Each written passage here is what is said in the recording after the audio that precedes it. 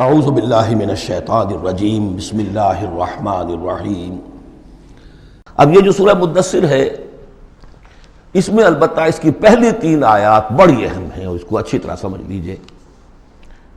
ایک ایک آیت کو سمجھیے، یا ایھا المزمل یا ایھا المدثر، ان دونوں سے ایک بات سمجھ لیجئے کہ حضور کی زندگی کا ایک خاص دور ہے جو ان کے پس منظر میں ہے، جب آپ پر غور و فکر کا، سوچ بچار کا غلبہ ہو گیا تھا۔ آپ ایک بڑے عملی انسان تھے، میں آپ کو بتا چکا ہوں۔ بچپن اسرت میں گزرا ہے، پھر لڑکپن اور پھر اور جو ہے جس کو ہم کہتے ہیں ڈالوسنس، وہ بھی سخت مشقت میں گزری ہے۔ پھر آپ نے کاروبار کیا ہے تو ایک سمجھیے کہ ملازم کی حیثیت سے یا عامل کی حیثیت سے کیا ہے۔ سرمایہ آپ کے پاس تو تھا نہیں، سرمایہ دوسروں کا ہوتا تھا۔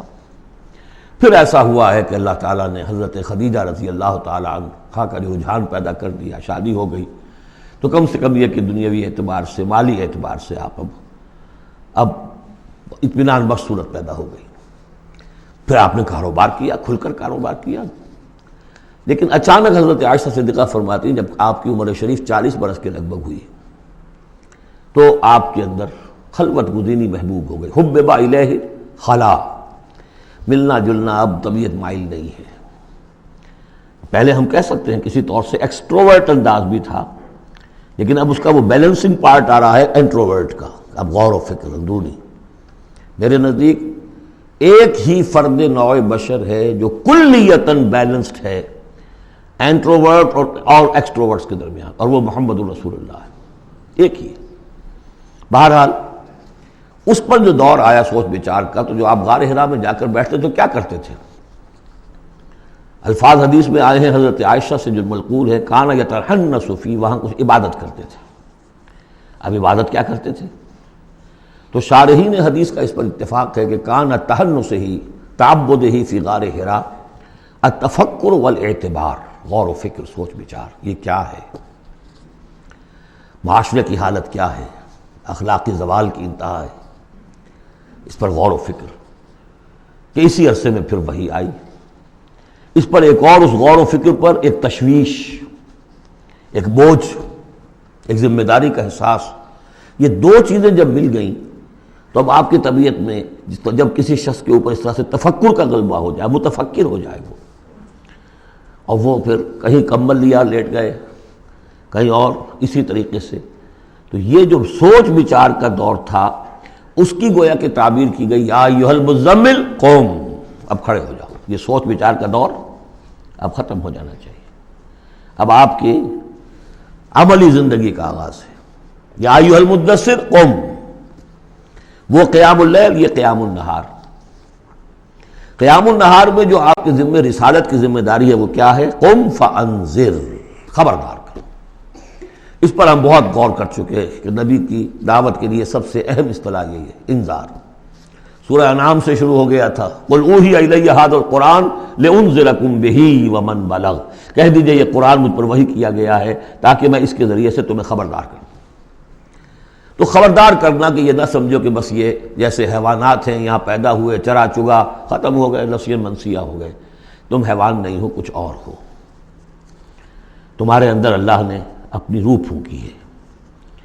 عظیم ترین امانت کائنات کی، جسے نہ پہاڑ اٹھا سکے نہ آسمان اٹھا سکے، وہ امانت ہے جو تم نے اٹھائی ہے، اور اس امانت کی جواب دہی ہے، ذمہ داری ہے، اس کی اکاؤنٹیبلٹی ہے، تمہیں سب کو مرنے کے بعد اٹھا لیا جائے گا۔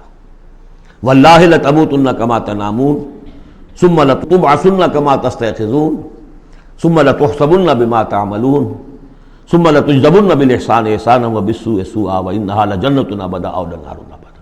یہ ہے انذار۔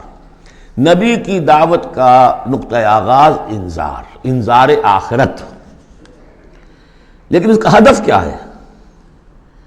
اس کا ہدف جو ہے کوئی خانقاہی نظام بنانا نہیں ہے، اس کا ہدف صرف کوئی تعلیم و تعلم کا نظام قائم کرنا نہیں ہے۔ ہدف کیا ہے؟ ربک فکبر،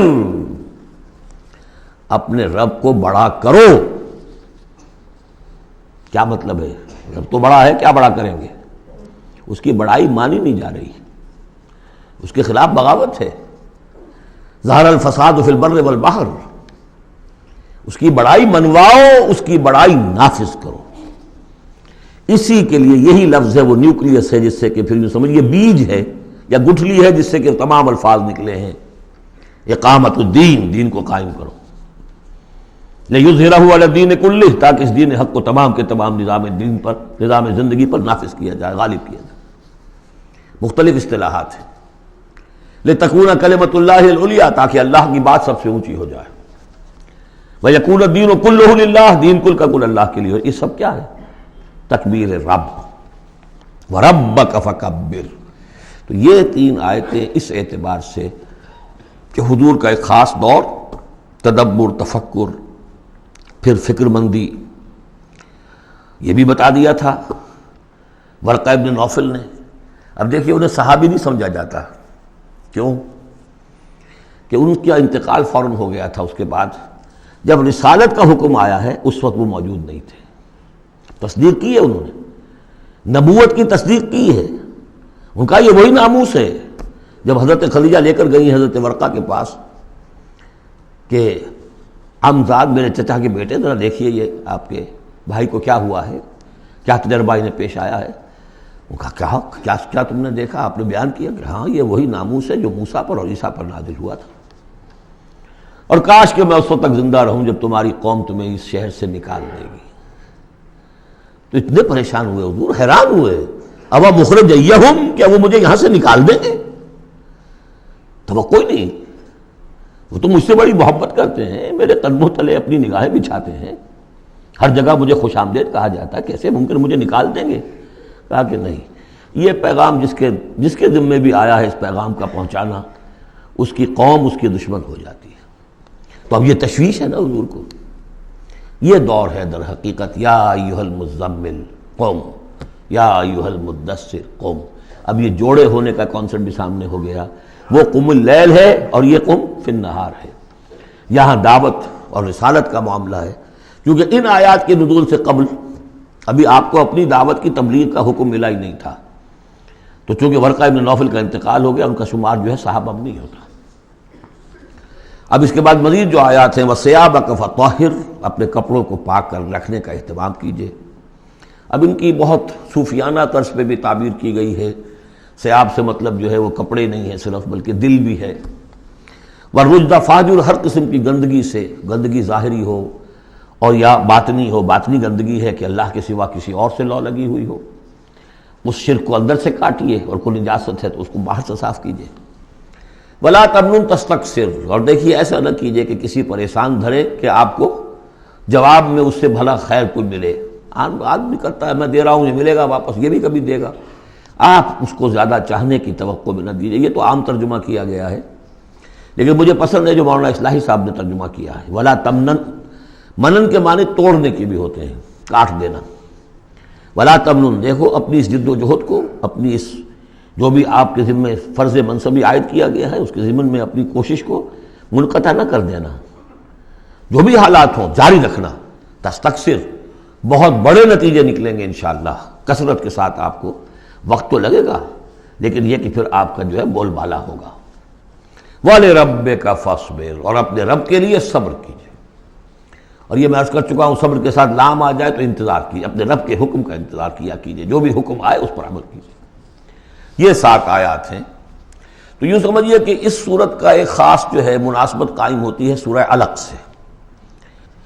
پہلے حصے میں تو حضور سے یہ خطاب آ گیا، مکمل ہو گیا 7 آیات میں۔ صدق اللہ العظیم۔